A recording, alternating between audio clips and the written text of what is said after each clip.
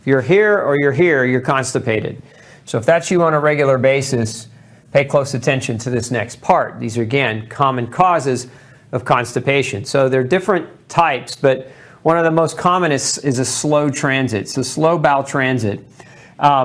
There's actually a number of different situations that can cause a slower transit time, meaning when you eat your food, it takes longer to move through your GI tract, and so that food, as it sits in your bowel, stays there longer, becomes more concentrated, and constipation. So one of the most common causes of slow transit is stress. Now, on the opposite side of this, one of the most common causes of fast transit is also stress. In essence, stress can impact different people's GI tracts in different ways, and oftentimes they're paradoxical, meaning we would think, well, if stress can cause constipation, it can also cause diarrhea, right? In opposite ways. But slow transit and stress, highly related. Then we have, moving down the list, there's a number of different things down here that are lifestyle oriented. So one of them is immobility, and so this could be like lying in bed all day, bed rest.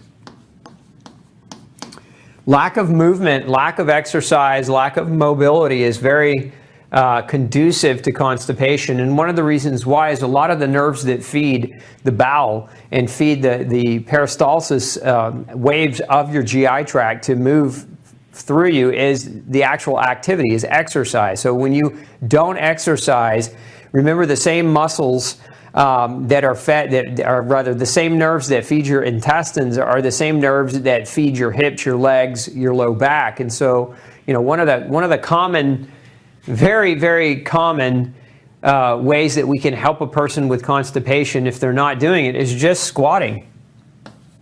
Now, I'm sure many of you have heard of these squatty potties, right?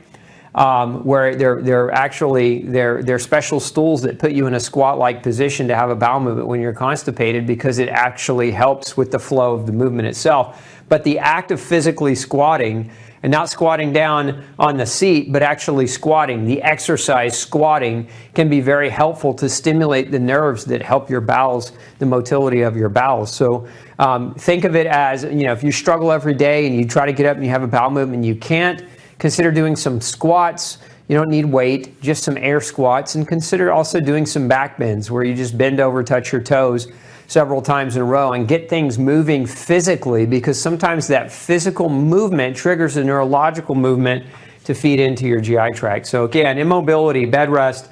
If you've been down in your bed because you had a cold or a flu, or you've been down in your bed because you've had a backache, a lot of times constipation is a natural progression the longer you're on bed rest.